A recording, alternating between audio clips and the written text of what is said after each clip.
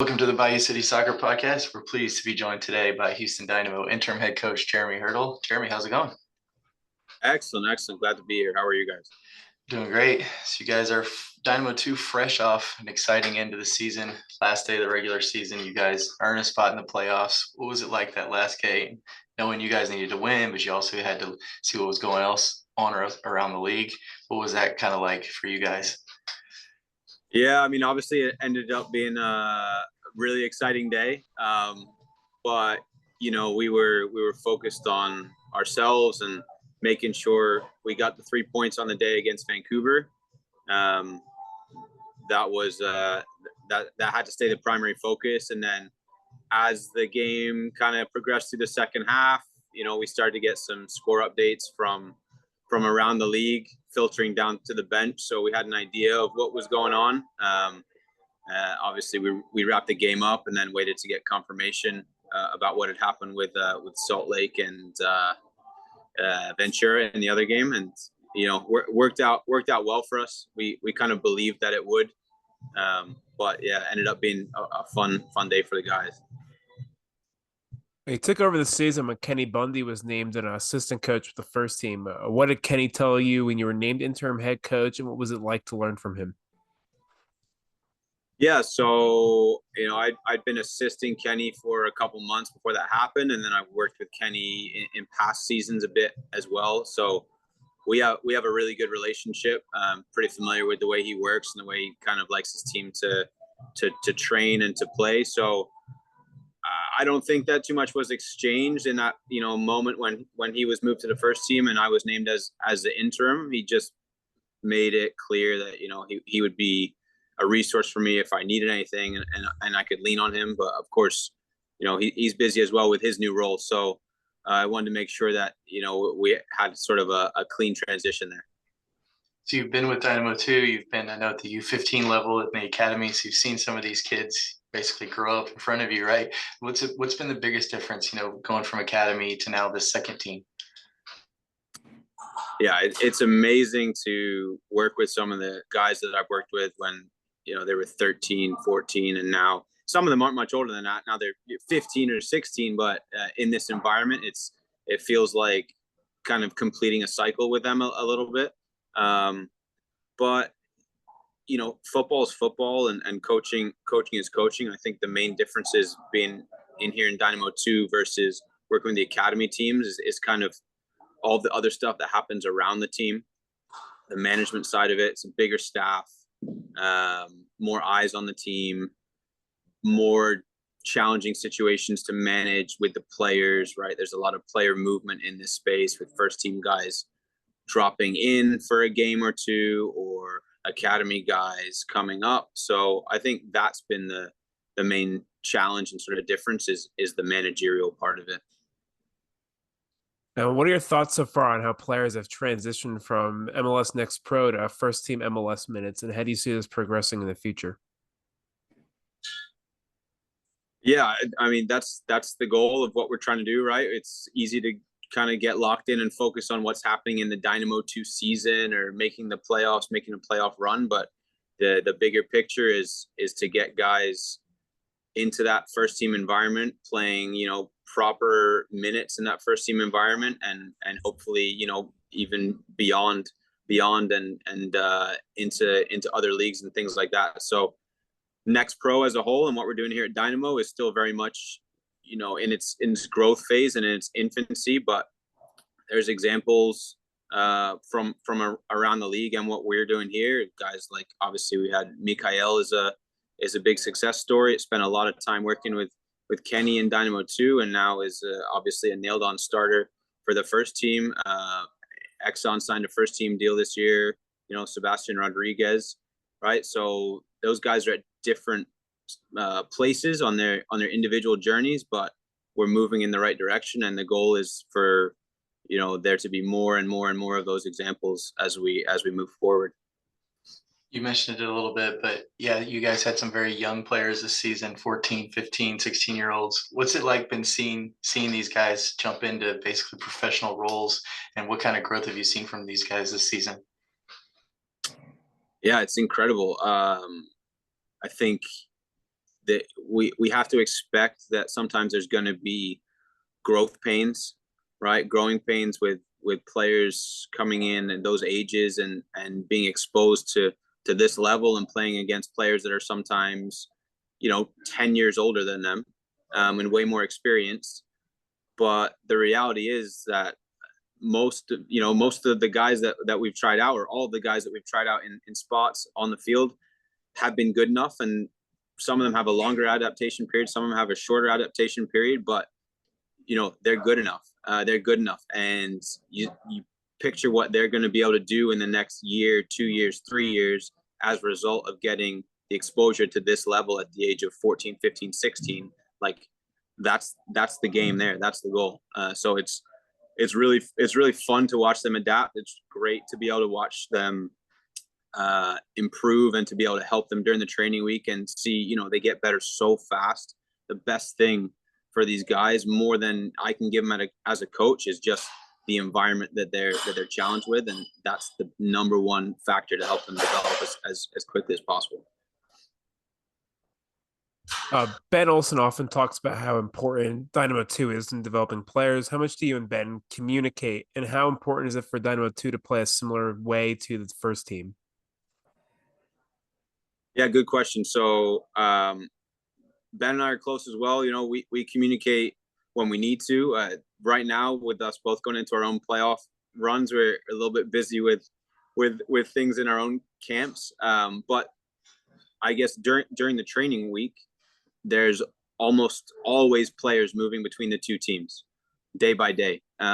So we're talking about, which players have been doing well, which players make sense for, filling certain roles in training sessions, all that kind of stuff. So we're in communication either directly or through the staffs all the time.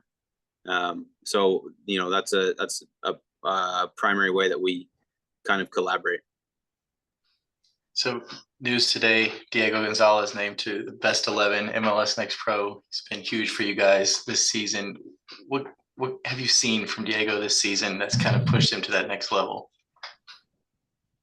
Yeah, I mean, if we're being honest, I think he could have or should have easily, been in that best 11 last season as well, right? So not necessarily a surprise, I guess, but with Diego, he's a fantastic technical player, right? So he can be dangerous with the ball at his feet from a lot of different situations, a lot of different positions. Set piece excellence, right? That boosts his numbers. Can score from outside the box. One thing I really like to emphasize with Diego has been, now as an experienced guy in the squad, the impact that he has on the group as a whole, but especially the younger players we've been talking about in terms of his leadership, his example. He's indispensable for us. And you had a much younger team this season. The end goal is obviously to develop players, but is that difficult to balance with a team of athletes who also want to win and perform at a high level? That's the question, right? How to do that and how to kind of mix that recipe correctly. If you roll out there with a full team of U15, U16 guys, they might be good enough, but in some situations you're potentially going to get steamrolled. And is that the best situation for them developmentally? Maybe once in a while, but probably not long term. So one of the keys to this space, and something that we're always talking about and figuring out, is how do you find the right mix of guys on the pitch to keep the team as competitive as it needs to be, also making sure we're giving the young guys the opportunities. For example, you've got Femi in the back, a little bit older, great experience, good head on his shoulders. But then you have Isaac next to him, who's up and coming talent, 16, 17 years old. That's a partnership that's beneficial on both sides because of the way they work together. So that's something that we talk about a lot, is how to find the right balance in the team to be competitive and to make sure we're developing specific focus players. You guys go into the playoffs this weekend. We talked about a little bit earlier. MLS Next Pro, a little bit different, where you were selected basically your playoff matchup. You guys were the 8th seed, the lowest seed, but 2 teams passed on you. Does that give you guys some more confidence, knowing some of these better teams didn't want to play you? It's interesting, right? You can read into it in a ton of ways. I think we have a really strong self-confidence. Obviously the season has been up and down. Mostly up right now, which is good, but we very honestly feel that we're a super dangerous team, and on our day, we have beaten the higher seeded teams throughout the season. So whether or not that was why we weren't picked by 1 or 2, or whether it was, travel factors or whatever, we're not really worried about it. We know that even if we were picked by the top seed, we'd be able to give them a run for their money. So we'll go into California feeling pretty good about our chances. And you ended up being selected by the Town FC, play them to open the playoffs this weekend. You drew 1-1 with them early in the season. What are you expecting from this match? Yeah, out of the 4 teams we could have ended up against, they're probably sort of the biggest wild card. Played them once, played them in May. The other teams we played either 2 or 3 times. They're the San Jose teams, now the Town, are always really good on the ball. They want to play, they want to possess, short passes, plenty of movement. In terms of goals conceded, they're the best defensive team in the West this year. So expect it to be a classic playoff game vibe, tight margins, games maybe decided on moments. It's also going to be a good environment there. They have a cool setup at the pitch. So we have some ideas for how to break them down, but we also respect what they've done, and we'll be ready for them. It's Houston Dynamo 2 against the Town FC in the MLS Next Pro playoffs. You can catch it Sunday, 5:00 our time. MLS Season Pass. He is Dynamo 2 interim head coach Jeremy Hurdle. Jeremy, best of luck this weekend. We really appreciate the time.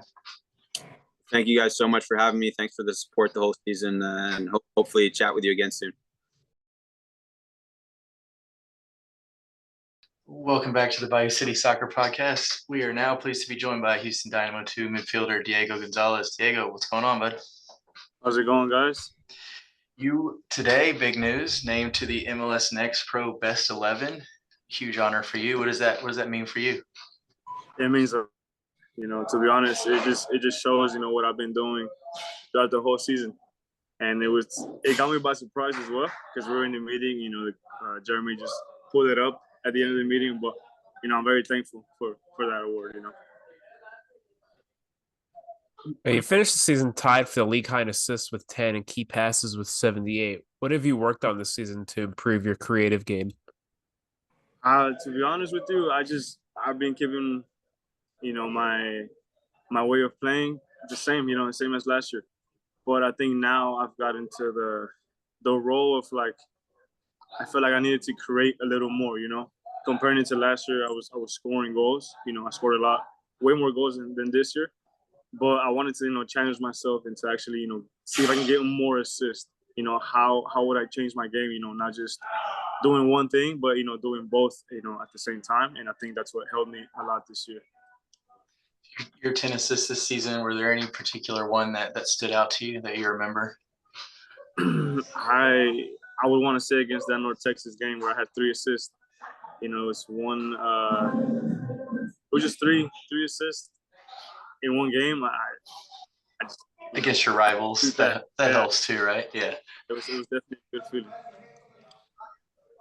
And is seeing past Dynamo prospects from the first 2 seasons of MLS Next Pro, like Marcelo Palomino or Jacob Evans, they never really made many first team appearances. Does that discourage you, or does that maybe encourage you more for when it comes to making that leap? I just, I keep my head where I'm facing. I don't get too much ahead of myself and not below. I just, try to keep working, day in, day out, and whenever the opportunity comes, I'm here to take it. You signed a new 2-year contract this season. I know before the season started with Dynamo 2. Have you had any discussions? What does your future look like? Maybe about jumping into that first team.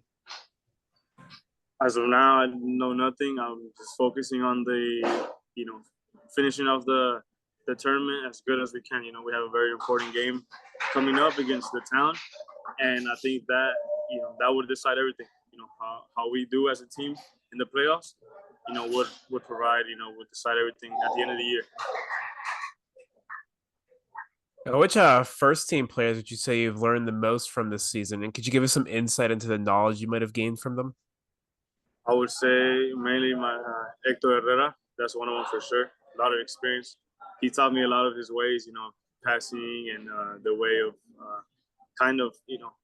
putting the crosses in certain areas where it's kind of difficult for goalkeepers and defenders to get in the way of it. But also, I would say Basi plays a big part. We're kind of in the same role. So every day that I'm in training with him, I get to see some features, some kind of plays, the way he moves and all that to help me. And the other one is Coco Carrasquilla. He's a big part of it. His speed, his way of thinking. It surprises me every time I step in the training ground with him, and I just learn and all. I'm here asking questions. How can I do this? Or like if I'm in certain areas of the field, what do you think is the best decision to make? And I think that's what helped me a lot this year. I've been asking questions a lot, and I'm glad it's showing. With the award that I got today, and I'm glad that it showed. Yeah, we talked to your head coach, Jeremy Hurdle, before this. He talked about you kind of stepping into a leadership role. You guys have a lot of really young guys on your team this year, teenagers even. What's it like been kind of being a leader yourself? You're learning from Amin and Hector and these guys, but now you're kind of getting to pass that on too. It hasn't been easy. We've had our waves, throughout the whole season. We went through a rough start. And I think that was where the most important thing was, how am I going to be able to lead the group or, get everybody in the same page to where like we still got a lot of games left. There's a lot of soccer to play throughout the season. And I think we just started getting each game one by one. So we got the first win in Monarchs. After that, everybody started clicking and we started to figure out how we were able to play and how we were going to play at a good level to start getting results. And yeah, obviously we have a lot of young guys, but some of them have stepped up in games, getting little minutes, and especially in training. Because in the training ground is where you push everybody. It starts there, and then you prepare yourself for the game. So I think it's been a good experience for me being a leader this year, and it hasn't been easy. I'll tell you that it hasn't been easy. But I've had help from older guys as well, like including Isaiah Reed, Femi, Nico, Xavier. It hasn't just been me. And in the last few years since MLS Next Pro came in, we've seen a little bit of a shift in the way that MLS teams go about the MLS draft. We now see them almost always go to the second teams. And how much have the MLS draft prospects played a role in the team this year into the development of the squad? They played a big part. Femi comes from the college, and I think he's done very well in adapting, in preseason to a different style of play. But now if you see him playing, I think he's flying. He's been excellent in the back, and he's been leading the group as well in the back line. I think, they've done an amazing job, and I just, keep it up for him, good stuff that he's doing. You guys, a crazy decision day. You got into the playoffs on that last day of the season, right? What was it like, being on the field? We talked to Jeremy about it, but you guys had to win. You also were kind of looking at scores from other games. What was it like on a crazy day like that? It was a very, weird position that we put ourselves in.